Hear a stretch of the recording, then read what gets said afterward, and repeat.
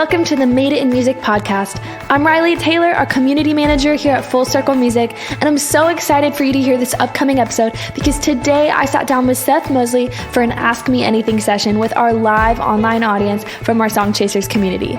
Today we will be talking about making money in music.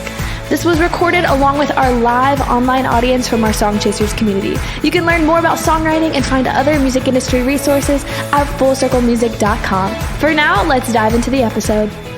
Good morning, everybody. Happy Thursday. So today's going to be a little bit chill. We're going to treat it just kind of like an AMA, just an Ask Me Anything. I feel like coffee chats, we kind of talk about stuff, but this is really a chance for me to get to answer any questions that you guys have, specifically about our theme this month. And I'd love to focus the questions and conversation along those lines. If you have other unrelated questions, definitely can save those for coffee chats.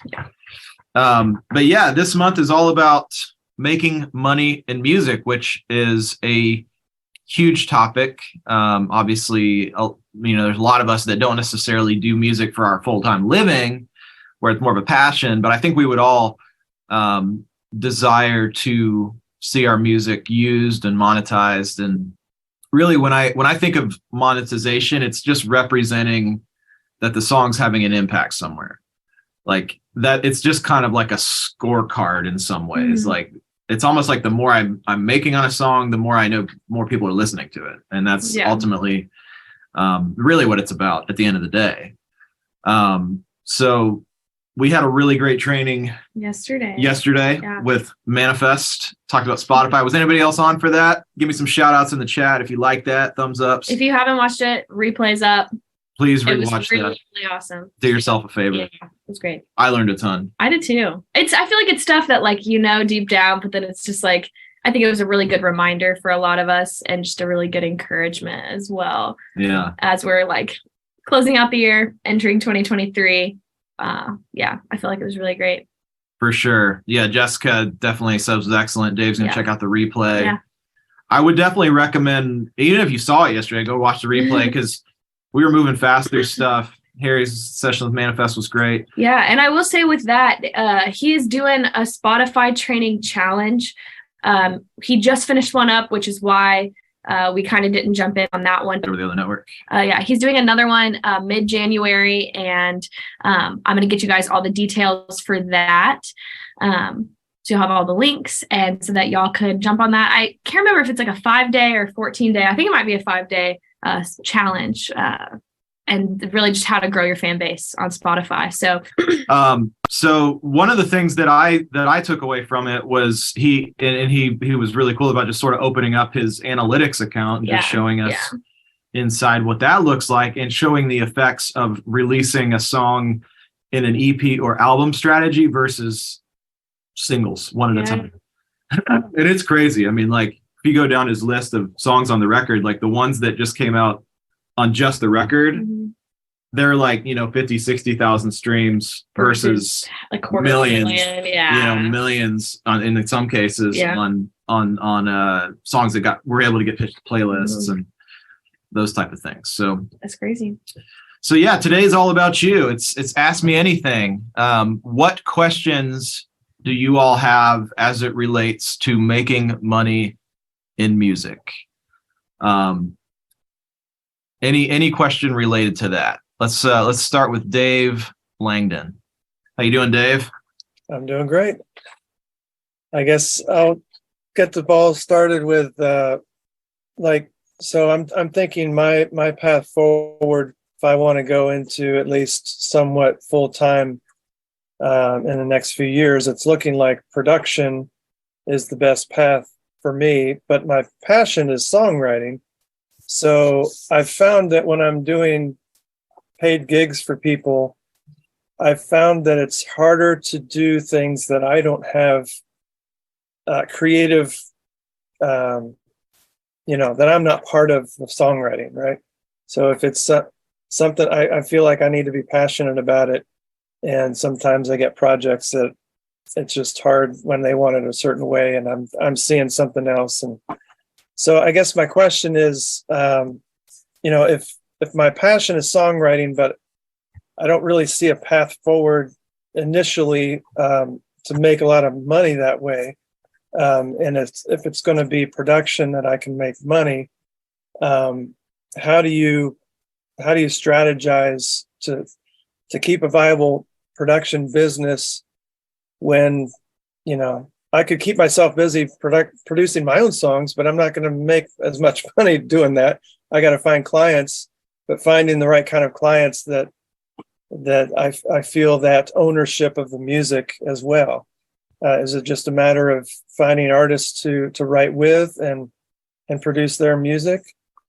Yeah, you're hitting on a really important subject, and that's the fact that when you make a decision to make a full-time leap to where you're basically saying music is going to be my income and my income relies on it, you've all of a sudden shifted the dynamic where a lot of the decisions aren't necessarily because of passion, and they're just because especially in the building years, and I would consider the building years like, the first several years, like it's going to be a while.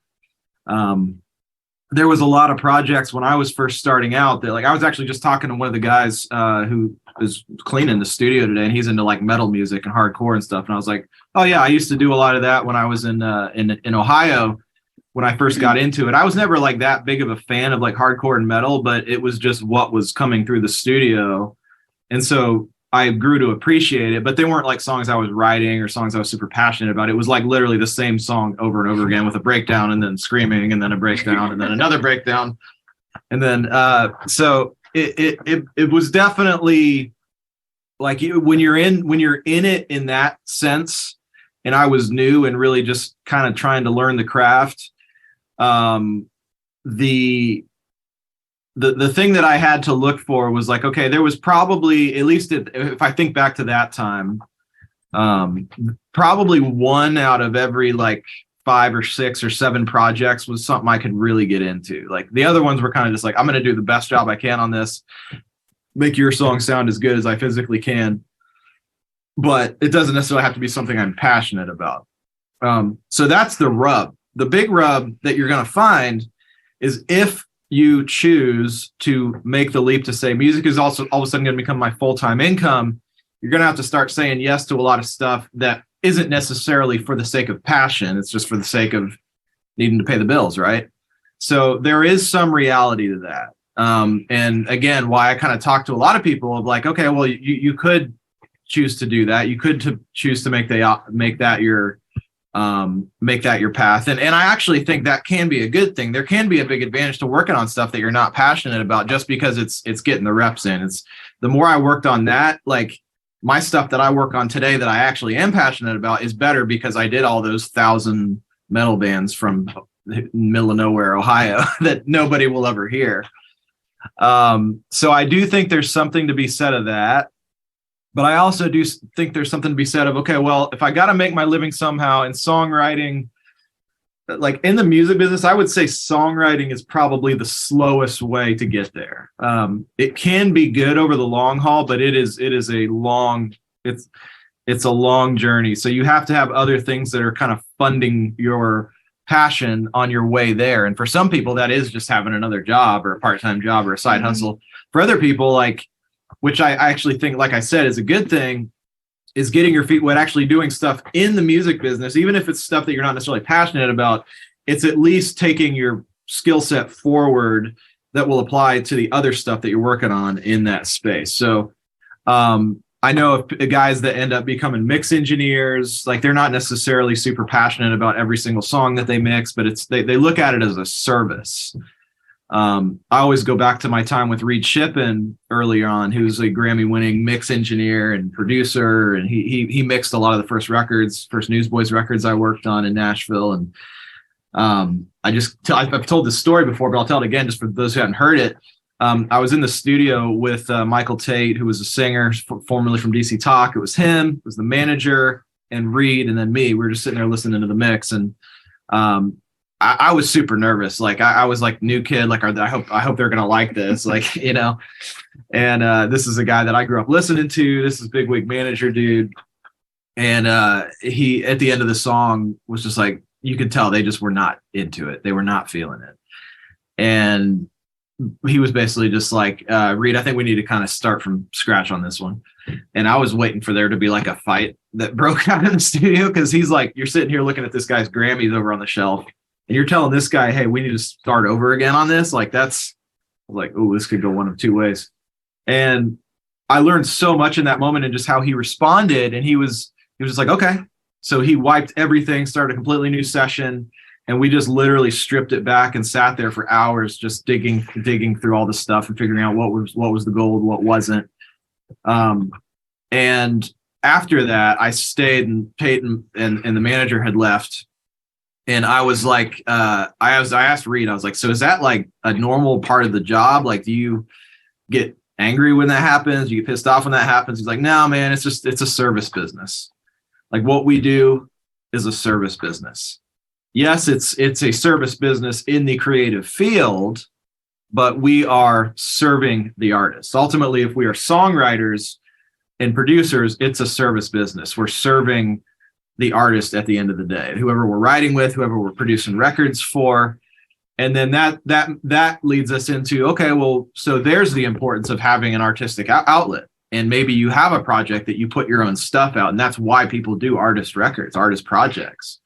Even if it's not the most commercially successful thing, I think it can be important in certain seasons to have that, whatever that outlet is, whether you have a sync project, or maybe you just are super passionate about folk music and you're like, I need an outlet to do this. Like, that can be your artist thing. And so you kind of have to, again, in the beginning, if, and again, this is a big if music is your full-time thing, you got to say yes to a lot of stuff, hopefully in the creative space, in the music space, as you're getting closer to doing exclusively the things that you're passionate about. And I'll even say this, not everything I even work on today, like after having done this for whatever, how many years it is now, like, I'm not a crazy passionate about every single song that I produce. And that may be crazy to hear, but you almost don't have to be. You just have to be a professional. Like, you have to make it sound amazing. You have to get it to where the client is happy. You have to get it where the label's happy. And I've had a lot of songs that have been very successful that I wasn't necessarily that passionate about either. You apply the same skill set and the same service regardless of what you're working on. So, Dave, that was a super long answer to your question. Is that helpful at all? Yeah, that's great. And just a quick follow-up. Yeah. Is it like, can you make enough money as a producer just doing demos? Like, mixing and mastering, it's going to take a while before I feel like I'm professional enough to do that.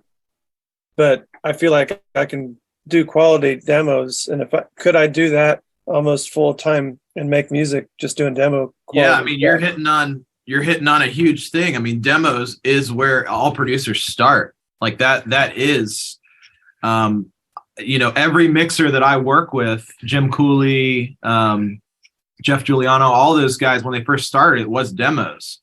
And eventually you get really good and your demos get sounding better and better over time to where they pretty much just turn into masters, and then people start releasing those. And then here's the beauty nowadays of getting in early with somebody doing demos is you can work out creative deals on the front end where if it's like, okay, an artist wants to release it, then you can start to have the discussion of like, okay, well, either they do like just a master buyout, or you can even do creative things like I've done with Cooper Allen, where you literally just split the master. And that's where you can actually do pretty well, just like we learned on Manifest training yesterday. When you actually have some master ownership, that's when you can start making some decent money. But it does start with doing demos. So the short answer is yes. The other tangent or caveat I'll add to that is getting really fast at it. Like, if you can just get it down to a system and almost kind of have a template in some senses, or at least a few different types of templates that you go to where you can crank them out really quick. There's a guy that we should actually have him on at some point. Mm-hmm. He's not a songwriter per se, but just you can learn a lot from him in terms of his work ethic. But there's a guy named Johnny Fung, who is a guy that I hire all the time to play on demos and productions and masters. He's just an incredible multi-instrumentalist. But the reason I love him is he's really good. Obviously, the tones are good. He plays a lot of different things. He's versatile. I can send him something. He'll send me back tracks. But what I love about it is it's usually within like a day. He is so fast. And yes, he works a lot. Like that's the long and short of it. Like, but I sent him something yesterday at the end of my session, and I'll have demo tracks back on it today, probably by 3:00. And he just has gotten it down to a system where, and I'm not the only one he's working for. He's doing a lot of work for a lot of people. So speed is ultimately why I keep going back to him, because I can get stuff turned back. The quality's good, the price is right, and the speed is there. There are a lot of guys who I've just kind of stopped using because I may have to wait a couple weeks or 7 days even, which, sounds like, why don't you just wait 7 days? Well, I'm a big fan of getting stuff just turned around quickly. I think there's virtue in speed, and I don't know. So I would just put that in the ringer too. And obviously when you start out, you're not going to be blazing fast, but just think about that as you're working on stuff, just not spending too much time on any one thing. So does that make sense? Awesome. Thanks, Seth. Yeah. Largely that's what I was doing when I first started working in the studio. I mean, it was pretty much glorified demos. We would get a band in every day. It was a new song every day, a new band every day, start from scratch, finish it by the time the band left, send them a mix. And it was just a factory like that. And so we'd get them in at 9:00 and send them a mix by 9:00 at night, and so I learned speed in a real way back then. And to have a viable production business and demo production business, you kind of speed has to be a part of the equation. So using the trainings that X is teaching in music production mastery, I mean, he's giving you guys tons of gold, tons of shortcuts. Are you guys getting a lot out of that? I mean, I've watched back through some of the stuff and I'm like, man, this is like X is just crushing it. He's crazy. It's genius. So, hope that answers your question, Brian, in a very long-winded way. Or not Brian, Dave. I mean, he did post a question in the chat. I was looking at Brian's chat, and then we can jump over to Jessica. Yeah, you want to jump over to Jessica? She's got her hand raised. Yeah. All right. Hey, I've got a couple questions. So yesterday when we were doing the Spotify training, we were talking about owning your masters, and you said like DistroKid automatically lets Spotify know that. But if you're not I'm with TuneCore, is the process the same? If I own my masters, are they going to automatically know that? Yeah, it's the same exact thing. Okay. Spotify is going to assume whoever has distributed it that's who it's going to pay for it. Okay. So I'm on BMI when I register my song, and I take the 200% because I don't have a registered publisher's name. That all works out the same, right? So you're hitting on the publishing side. So there's two different sides, and I'm glad you're asking this, because it's just another chance to clear it up. When we're talking about making money in music, there are really two different streams. The stream A is the master side, and stream B is the publishing side. So the master goes to whoever owns the master rights owner. That could be you as the artist who has funded it and paid for it, and so you own it. It could be the label ultimately, who owns master. And then publishing is just the writers, like whoever's written on the song, whoever has writer credit. So what you're talking about on the BMI side, BMI doesn't have anything to do with the master side. They are just publishing side. So you do need to make sure you have both set up. Yeah. Otherwise you won't get paid on, you want to make sure your master stuff is set up, and you want to make sure your publishing stuff is set up correctly as well. So as it relates to the process of, I'm not sure what you're referring to with the 200% thing. But maybe you could clarify that. So I know when you like ASCAP does it a little bit differently, because if you're going to claim, gosh, I'm not knowing all of my terms. I think it's like if you, like a lot of y'all are setting up your own company name, right? So that you can go in and do that. But on BMI, they don't have you separate, here's 100 here, here's 100 to this company name I made up so I can put the 100 there. They just let you take up to 200% if you don't, if basically you are the company. Okay. So, Gotcha. Yeah, I wasn't aware of that. I wasn't aware of that, but that's just a different way they do it within their system. But yeah. So, but then I guess with my question, as long as I'm registering my song on TuneCore, that shows that I own the master if I'm the one registering it, right? Correct. Yes. Okay. Yeah. And then my other question was, how do we get radio play? Because I know like a lot of income can come from the time on the radio. How do we get our songs pitched that way if we're an indie artist? Yeah, I always tell people to focus first on streaming and then on radio. Like I wouldn't even to do radio really well is crazy expensive. Oh. Depending on what format, like what kind of music do you write? Like, so that's my other question. I do like pop with like a jazz throwback, like jazz funk throwback, but sometimes it feels more like R&B, or maybe it feels more like jazz, but it's always got like pop elements in it. Yeah. So if you're going to go, well, first of all, just breaking that down, like there really isn't much of a jazz radio market to even market to. It's more the playlists on Spotify that actually do that. Well, think Norah Jones then. Think Norah Jones, because it's more like songs that you really would hear on the radio. Norah Jones, Gotcha. Even a little bit of Adele. Yeah, so I mean, if it's in the pop realm, I mean, you're talking millions of dollars to actually do a radio campaign. So it's not even like I would put it just so far out of your head. Like what I hope you take away from it is if somebody offers you to promote your single and charge you $10,000, just run the other way.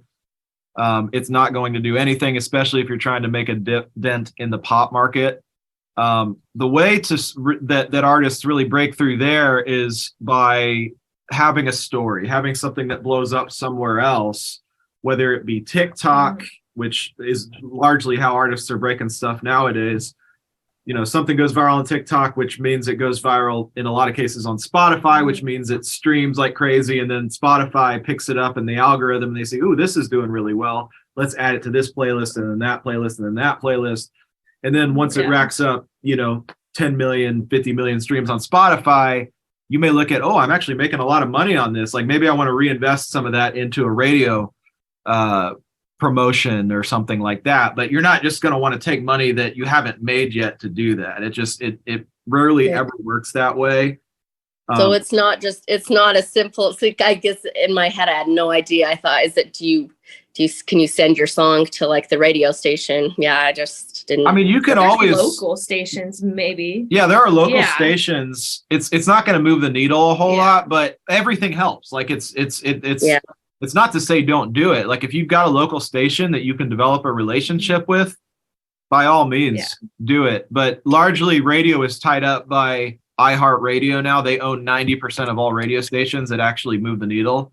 And those are completely controlled by major labels. 99.9% of what they play is from the major labels. Yeah. I've had some of my songs played on local radio stations and I didn't pay anything for it, but I guarantee you I didn't make anything from it either. And it's cool. Like I think it's a cool thing. It's cool to turn on the radio to say that. It's fun, right?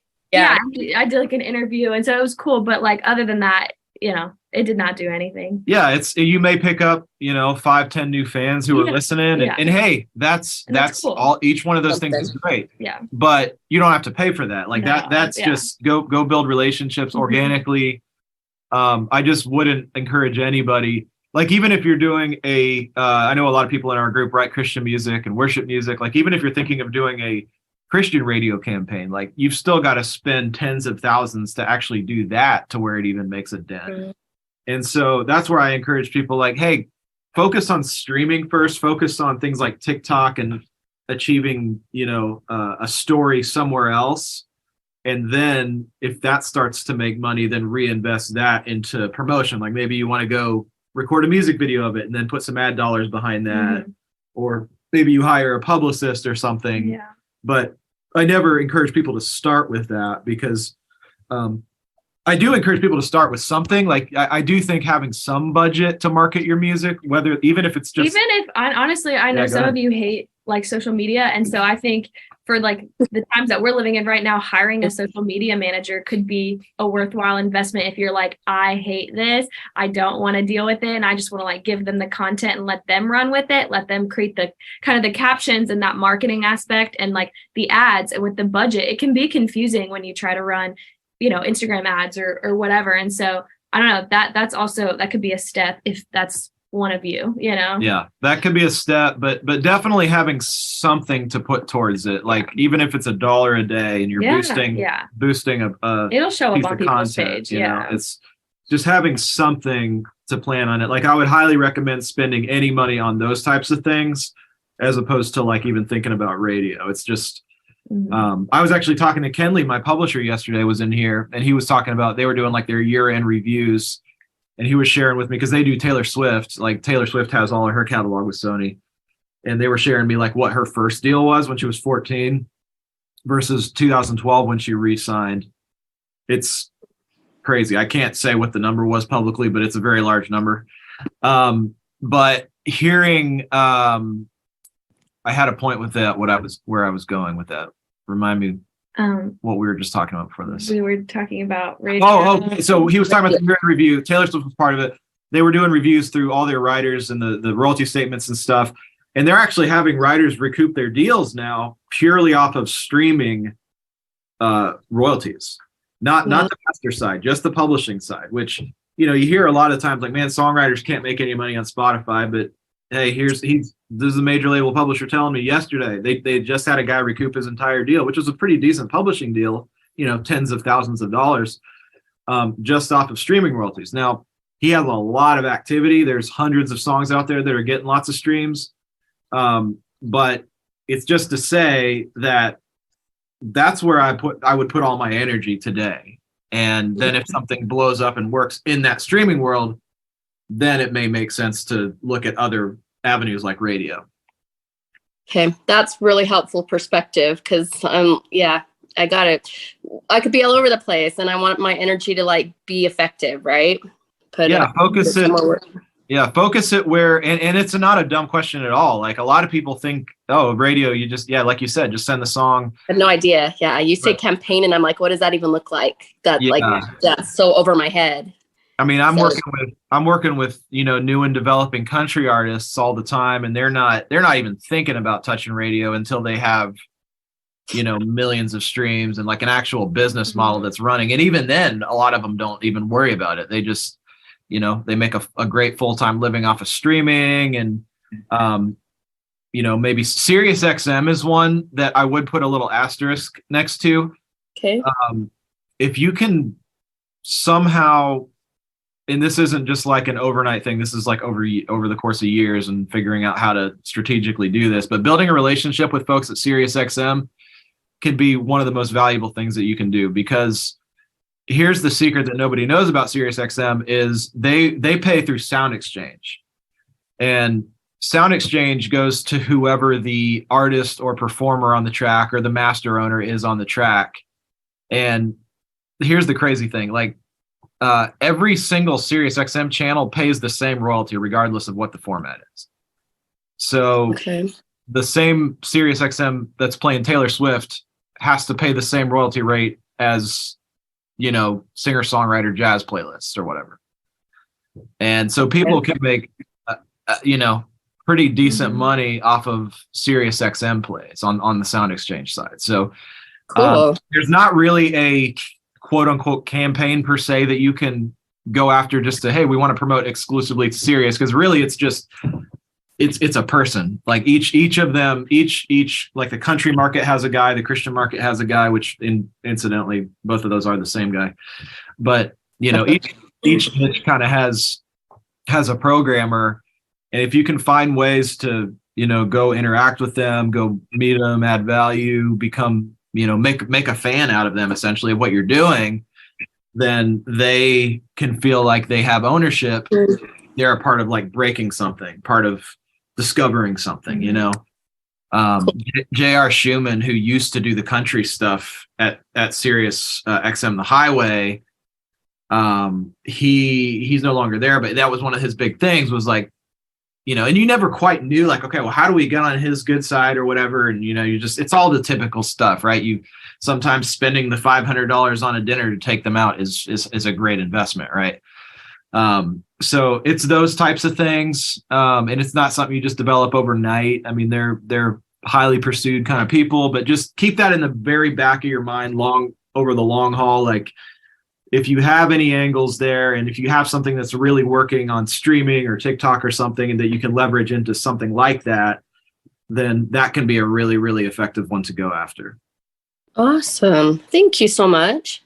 Sure. It's a great question. Yeah. We go over to Angela. Angela has had her hand raised for a bit. How you doing, Angela? I think you're muted still. Yeah, I might have to hit that little unmute button. All right. So, hey guys, it's been a long time. Nice to see you. How you doing? Good. Snowing out here in Switzerland a bit. Wow. Oh, man, I'm jealous. I know. I got like cold and me here. It's cold. It's cold, but no snow. Yeah. So actually, Jessica hit a little bit on my question when she brought up writer versus artist when you're releasing.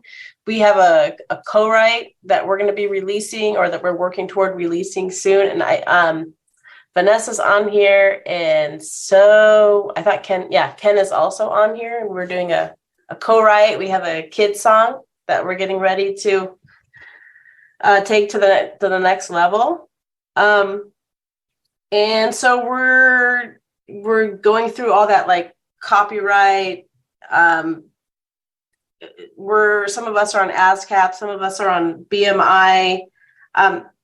So my question is who's the writer? We know who the writers are. Who's the artist? We all contributed. If we all want to be considered the artist, do we need a band name? Yeah. That's basically the start of my question. No, that's a great question. Yes, is the short answer. Yeah. So what you can do a lot of different things here. Like, okay, this is the beauty of it, is you can really kind of create your own rules at the beginning, right? If you find a group of people that you love doing stuff with, and you just want to find a way to get stuff out there, and everybody's contributing, maybe everybody is contributing in a way where you're splitting the cost, and you all want to like share in the master ownership. It doesn't necessarily have to be that everyone is like a listed artist. It's just if you guys want to do that or not. Like, it would basically mean creating your own branding and profile for it. Obviously having imaging, artwork, Sounds like a lot. Yeah, exactly. So if you have, what I would ask is like, so you said it's kids music? It's a kid's song.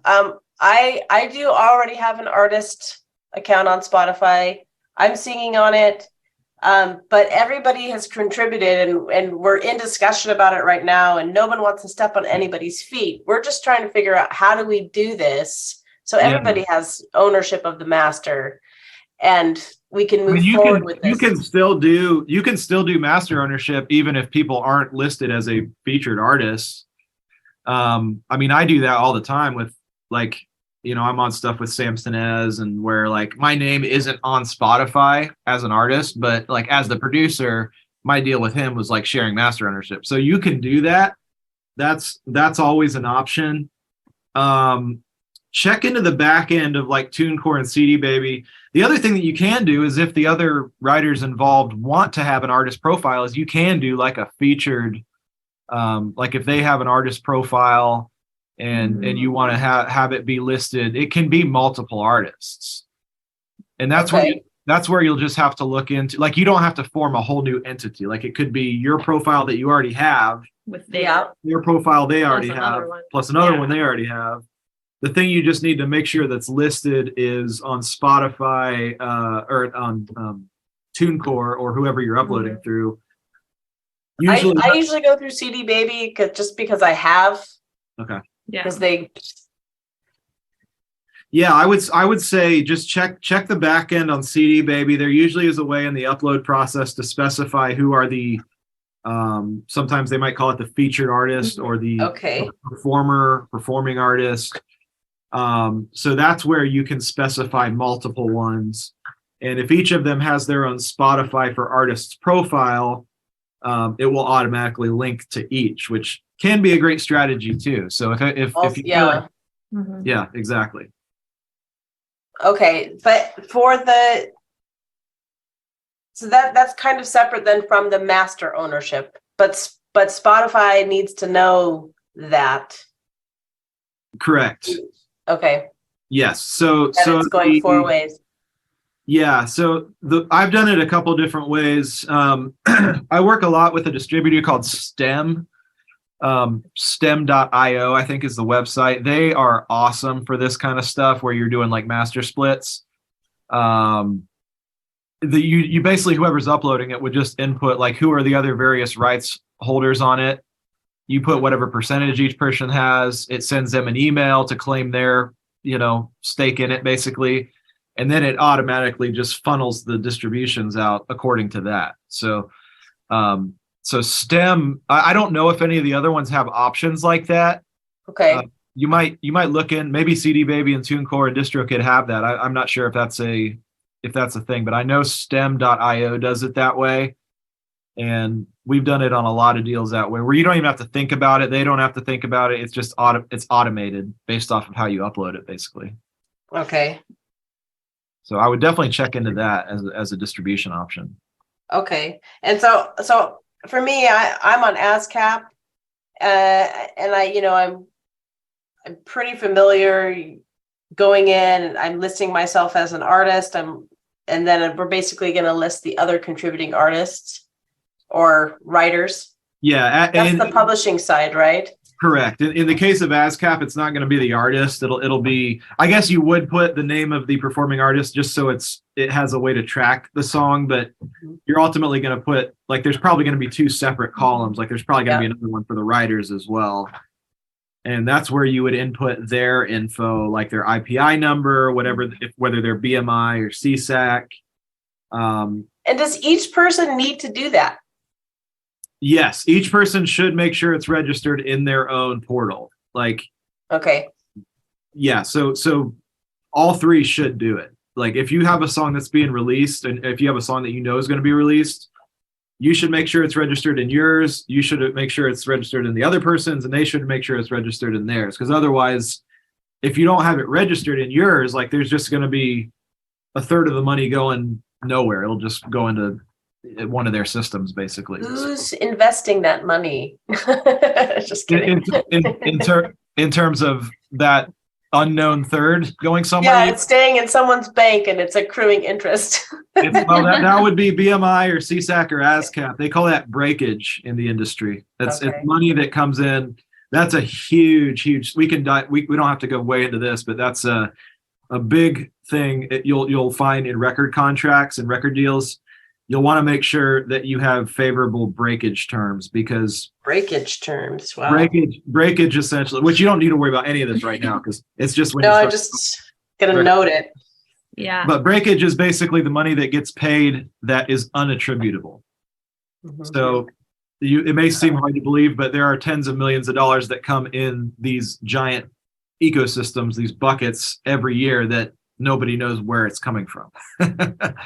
Wow. So it's and this is over the course of the whole industry. It's not just it's over the course of trillions of streams that Spotify has to pay out a negotiated rate and Apple has to pay out a negotiated rate. So just over time, it's just impossible to tie everything out exactly. So breakage might be payments where they get a back payment, like what's happening right now with this is more on the publishing side, but this would be an example of it. Spotify is all of a sudden going to have to make a lump sum payment next year because of the renegotiated rates that are retroactive. So the rates are going to go up a little bit every single year. So that's a good thing for writers. Mm-hmm. It may or may not be a huge amount, but it will be a lump sum payment that gets paid into a publisher. And then that breakage, that excess, that lump sum isn't necessarily like, hey, this is for X amount of streams. This is literally just what we were short in paying you. So that's up to them at that point to break it out between the writers. So you just want to make sure that you have an understanding of that if you enter into any kind of a recording agreement. Okay. I have 2 quick questions, I guess. Yeah, sure. The CSAC, that's what it's called, right? CSAC, yes. Yeah, the CSAC. Yep. So that's basically for international, correct? So ASCAP, BMI, and CSAC are all American companies. Okay. I'm thinking of international playing, but maybe that doesn't matter anymore. Well, no, it does matter. If you're in Switzerland, I don't know. So you have a BMI account, but you live in Switzerland. She's ASCAP. I have an ASCAP account that I set up originally when I lived in the States. I did release a song this last year from Switzerland, but with my ASCAP number. I've had some plays in Europe. Oftentimes, but the only way I've seen it is each country has its own society, basically. The 3 societies are, in the States, are ASCAP, BMI, and CSAC. Canada has a separate one called SOCAN. The UK has one called APRA. So I need to find this out. Yes, you find out who is the society in Switzerland, basically.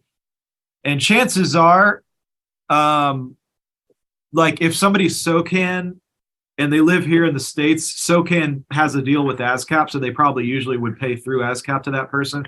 But since you live in Switzerland, I would think it'd be the other way around. And you'd want to make sure you're registered with whatever the society is over there. And you definitely want to make sure you talk to them just to get the technicalities of it, because I don't know how the flow fully works there, but there is a company over there. I can probably find out the name of it in 2 seconds, actually. Because like on my CSAC statements, like it'll show the different international societies, Performance Rights Organization. What is the Switzerland Performance Rights Organization? It's called SUISA, SUISA.